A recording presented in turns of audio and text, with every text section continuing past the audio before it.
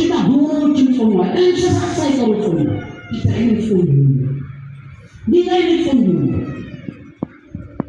እውነት በዚህ ዘመን ታዲያ ኢትዮጵያ ላይ አሁን የምንጾምበት የሚገባ ዘመን አይደል? ምን ጥያቄ ስለ ቤተ ክርስቲያን፣ ስለ ዓለም ሰላም፣ ስለ እያንዳንዳችን ውስጣዊ ሰላማት የምንጸልይበት የምንጾምበት ጊዜ ነው። ስለዚህ ስንጾም ጾም ያስፈልጋል ማለት ነው። ታሪኩን ነገር ከነገ ወዲያ በሰፊው እያንዳንዱ የመርከብ ጉዞ የእግዚአብሔር መላእክት ስለምትማሩ የጾም ዓላማ ብቻ ነገራችሁ ትችላላችሁ። የጾም የመጀመሪያው ዓላማ እየሰማችሁ ነው። ዓላማው ኦብጀክቲቭ ይኖራችሁ። ምንም ነገር ኦብጀክቲቭ ከሌለው ቀርይባችሁ ዓላማ ነው። ስለ ዓላማ ደግሞ ኦብጀክቲቭ ከማስተማር አንፃር እንደ ቤተክርስቲያን ያስተምራል። ሀርሜኔቲክስ የሚባል ኮርስ አላት ቤተክርስቲያን በስነ መለኮት ቲዮሎጂ ዩኒቨርሲቲ። ይሄ ኮርስ የስብከት ዘዴ ማለት አንድ ሰባኪ ስብከቱን ሲጀምር የትምህርቱን ዓላማ መግለጥ ነው። ለምሳሌ የዛሬ ትምህርታችን ዓላማ ጾምን ስንጾም በጾም የምናገኘው ጥቅም ምን እንደሆነ ማሳወቅ ነው ብለን ይችላል። የጾምን ዓላማ ካወቀ ደግሞ አወቀ ማለት ነው። የጾም የመጀመሪያው ዓላማ ከኃጢአት መራቅ። ከምን መራቅ? ከኃጢአት መራቅ። ቅዱስ ዮሐንስ አፈወርቅ እንዲህ ብሎ ስለተናገረ ስለ ጾም ቅዱሳን ሰዎች ስለ ሶስት ነገሮች አጥንቶ አበክሮ ያስተምራል። በዚህ ሆመን ድርሰቱ መጀመሪያ ስለ ትዳር በደንብ አስተምሯል። ሁለተኛው ስለ ሞቱ ሰዎች ትንሣኤ በደንብ አስተምሯል።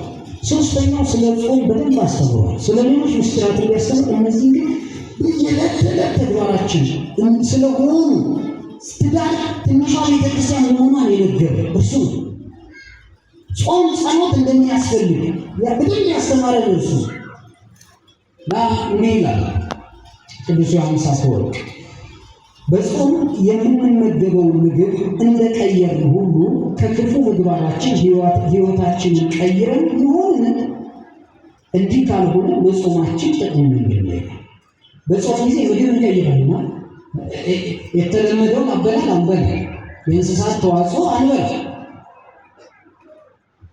ልክ እሱን እንደቀየርነው ሁሉ ምግባራችን ተቀይሯል፣ ክፉነታችን ተቀይሯል። እሱ ካልሆነ መጾማችን ጥቅም ምንድን ነው ይላል። ስለዚህ መጀመሪያ የጾም ዓላማ ከኃጢአት መራቅ። ይደግምና ቅዱስ ዮሐንስ አፈወርቅ እንዲህ ይላል፣ እንዲሁም ጠንከር ያለ ጾም የምትጾሙ አለ። ጾማችሁ መሬት ላይ መተኛት የቻላችሁ ይሄ ተግባራችሁ የተመሰገነ ነው። በጾም ጊዜ ሊፈጸሙ የሚገባቸውን ተግባራት ካልጨመራችሁባቸው ግን ከጾም የምታገኙት በረከት ዋጋ ያለ። መሬት ላይ እንኳን ብትል አፈር ላይ እንኳን ትቢያ ላይ እንደ ዳዊት አይነት እንደ ነነዌ ሕዝቦች አይነት ጾም እንኳን ብትጾሙ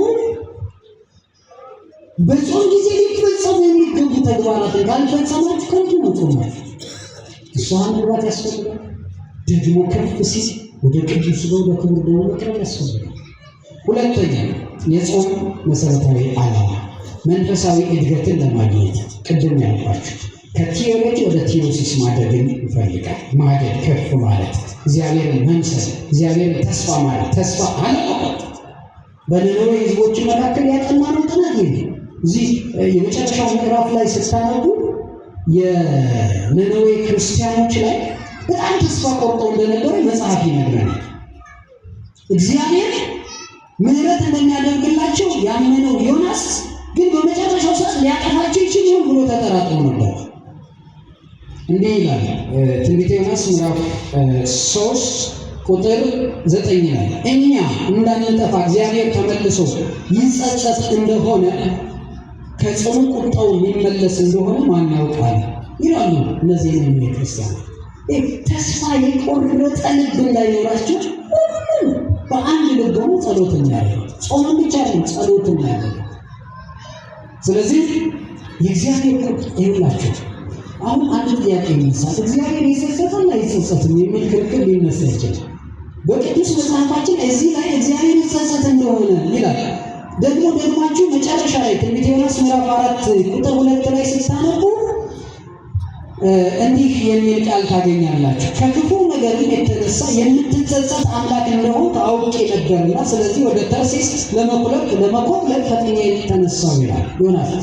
የምትጸጸት እንደሆነ እግዚአብሔር ቢጸጸት በአንድ ነገር ይቻላል። ሕዝብ ተጸጸተ ማለት በዚህ አውድ ውስጥ የሚፈጠር ምህረት አለማድረግ አይችልም ነው ቅድም ያልኳችሁ አውድ እንጂ በመጽሐፍ ቅዱስማ አንደኛ ሳሙኤል ምዕራፍ 15 ቁጥር 29 ላይ የእስራኤል ኃይል እንደ ሰው የሚጸጸት አይደለም፣ አይዋሽም፣ አይጸጸትም ነው። እግዚአብሔር አይጸጸትም፣ ባደረገው ነገር አይጸጸትም። ስለዚህ እዚህ ላይ ታዲያ ለምንድን ነው ዮናስ የምትጸጸት እንደሆነ እያለ የተናገረው? ምህረቱን ሲገልጽ ኃጢአተኞች ማረኝ ሲሉት አለመማር አይችልም ማለት ነው። ክብርና ምስጋና ለእግዚአብሔር ይሁን። በእውነት አለመማር አለመቻሉን ነው የሚያሳዝነው እንጂ እግዚአብሔር ባከናወነው ነገር የሚጸጸታል ወይ ይሄን እንዲህ አድርጎ በነበር አይልም። እግዚአብሔር አይልም። እንደ ሰው አይደለም። እግዚአብሔር አይልም። የሚጸጸት እኛ ሰዎች። ስለዚህ ይሄ ልናውቅ ልንረዳ ይገባል። ሌላኛ ሶስተኛ የጾም ዓላማ ለእግዚአብሔር ያለንን ፍቅርና አክብሮት ለመግለጥ ሮሜ 12:1 ላይ እንዲህ ይላል፣ እንግዲህ ወንድሞች ሰውነታችሁን እግዚአብሔር ደስ የሚያሰኝ ሕያው ቅዱስን መስዋዕት አድርጋችሁ ታቀርቡ ዘንድ በእግዚአብሔር ርኅራኄ እለምናችኋለሁ ይላል። ሕያው ቅዱስ ስለሆነ ነው ጾም የሚጾም ለእግዚአብሔር ያለንን ፍቅር የምንገልጥበት ሕይወት። በምን እንገልጸዋለን?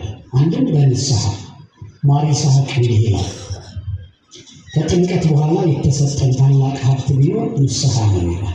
ስለዚህ ስንጾም መጀመሪያ መንጻት ያስፈልጋል። ቅድም ያለ ከንቱ እንዳይሆንብን ጾማችን ቅዱስ ዮሐንስ አፈወርቅ እንዳባራ ልጓም ነው። ጾም ልጓም ነው።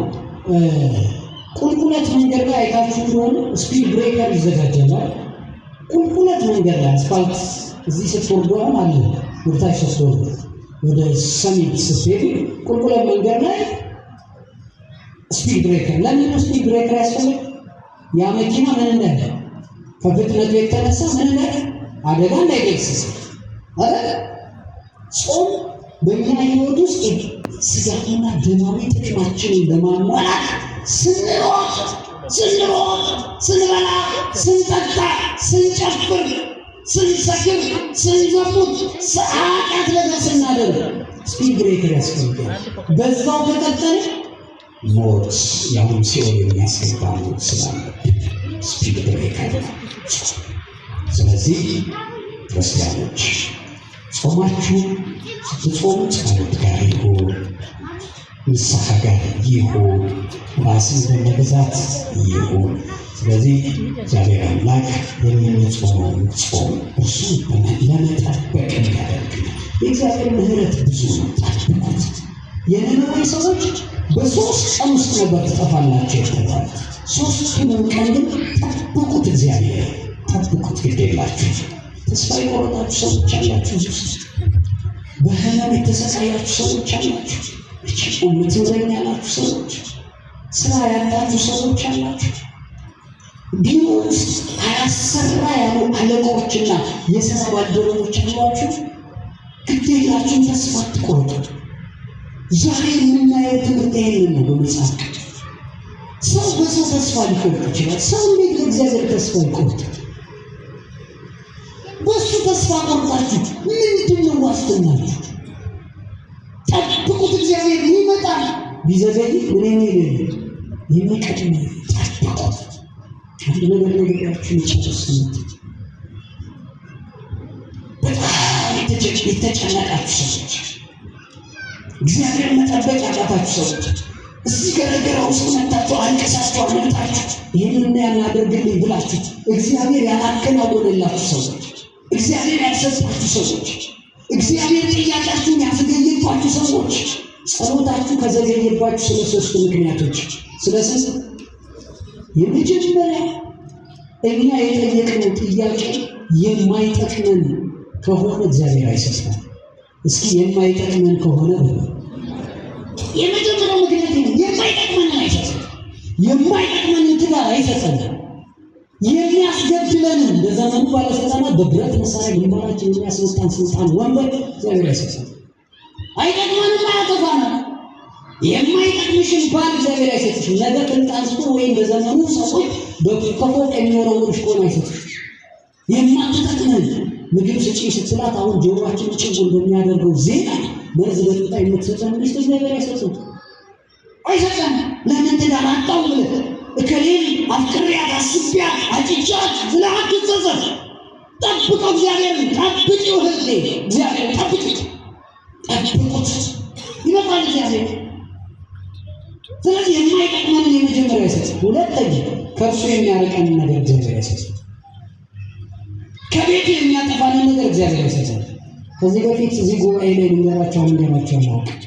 አንዳንዱ ሰው አይታችሁት ከሆነ በታመመበት ጊዜና ሰዓት ከቀብር ቦታው አይጠፋም። ሌሊት ከማህሌቱ ከሰዓታት አይታጣም። ከንስሐ ሕይወት ከንስሐ አባቶች እግር ስር አይታጣም። በህመሙ ሰዓት ሊሞት ይችላለሁ ብሎ ከቁርባኑ ሰዓት አይጠፋም። ሲድን ግን በእኛ በኢትዮጵያውያን ብሂል የሚባል አባባል አለ። ታሞ የተነሳ ማንን ረሳ? ፈጣሪን ረሳ ይባላል። ታሞ ሲድኑ ቤተክርስቲያን ዝር የማይሉ ሰዎች ንስሐ ውስጥ የጠፉ ብዙዎች እኮ ናቸው።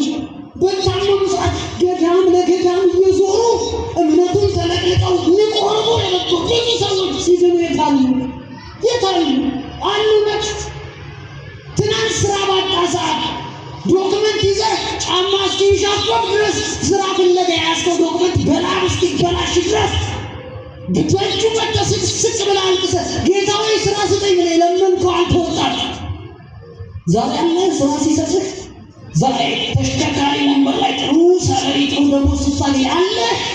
ለዚህ ነው ቅዱስ ዮሐንስ አፈወርቅ ቅዱም ክርስትና ዛሬ የሚኖር ህይወት ብቻ አይደለም፣ ነገ የሚኖር ህይወት ነው ያልኩህ።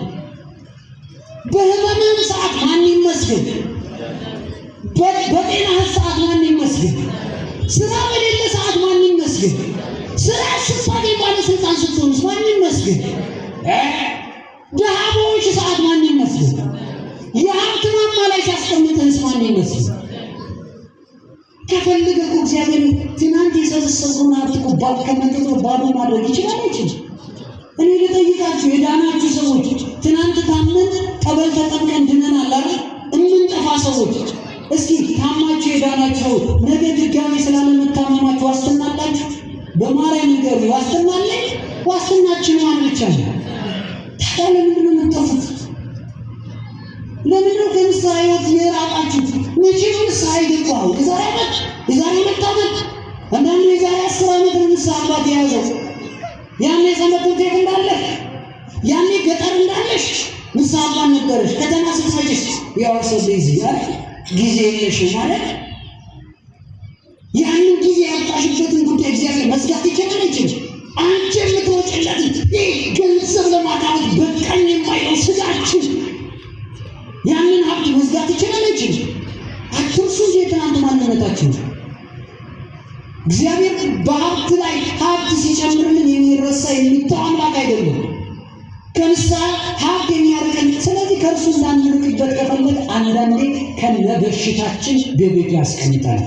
ቅዱስ ባስልዮስ ዘቂሳርያ የተባለ ሊቅ ይላል መሰላችሁ፣ ሰይጣን ከሚሰጠኝ ጤና ይልቅ እግዚአብሔር የሚሰጠኝ በሽታ ይሻላል ይላል። ሰምታችሁ ክርስቶስ ሲያስተምር 2 እግር ኖሯችሁ ሲኦል ከምትገቡ ይልቅ 1 እግር ይዛችሁ የት ብትገቡ ይሻላል? 2 ዓይን ኖሯችሁ ሲኦል ከምትገቡ 1 ዓይን ኖሯችሁ የት ብትገቡ ይሻላል? ይሻላል። ሶስተኛና የመጨረሻው እግዚአብሔርን አንድ ነገር ጠይቃችሁ ለምናችሁ ካልሰጣችሁ ካላከናወነላችሁ እናንተ የጠየቃችሁ ጥያቄ ትንሽ ከሆነና እግዚአብሔር ትልቅ ነገር ካሰበላችሁ አይሰጣችሁ። ከዚህ በፊት ነግሬያችሁ ነው። ለምሳሌ የ10 ሺህ ብር ማስታወቂያ ቢወጣ ያንን ተወዳድረህ ብትወድቅ እንዳታዝን ጠብቁት። እግዚአብሔር ከሳምንት በኋላ ነው ያላውቅ፣ ከወር በኋላ ነው ያላውቅ፣ ከዓመት በኋላ ነው ያላውቅ። እግዚአብሔር እዚህ ወደቅሽው የ10 ሺህ ብር ስራ ነው። አሁን ተወዳድረህ ያደረገልህ የ10 ሺህ ብር ስራ ነው። የ50 ሺህ ብር ስራ ሲያዘጋጅልህ አንተ የተወዳደርክበትን ሊያዘገየው ይችላል። ቢዘገይም እግዚአብሔርን የሚቀድሙ የለም። ክብርና ምስጋና ለስሙ። ተስፋ አትቁረጡ። የጾማችሁ እግዚአብሔር ጠብቁት። በሕመማችሁ መካከል ጠብቁት እግዚአብሔር። ስራ በማጣታችሁ መካከል ከማስቀደስ ሕይወት ሳትጠፉ ጠብቁት። በሚያሰቃይ በሽታችሁ መካከል ሆናችሁ ከመቁረብ ሕይወት ሳትጎዱ እግዚአብሔር ጠብቁት። ክብር ያድርግልን።